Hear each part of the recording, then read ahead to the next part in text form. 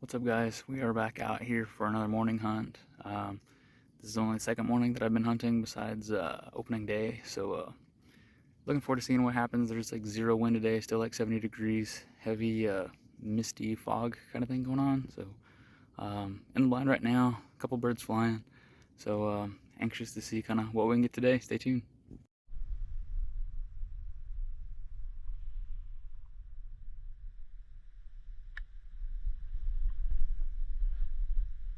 Get up. Get up.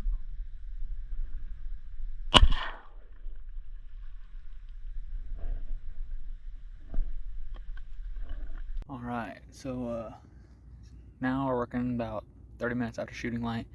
It is like 100% fog out here. Out of the fog, my one little blue. So there's like nothing moving this morning. I don't know if the fog just has everything locked up.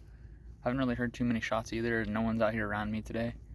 So I don't know. I guess we'll just give it until the fog kind of burns off. It's kind of cool watching them kind of drop out of the fog, but kind of eerie too. But we'll see.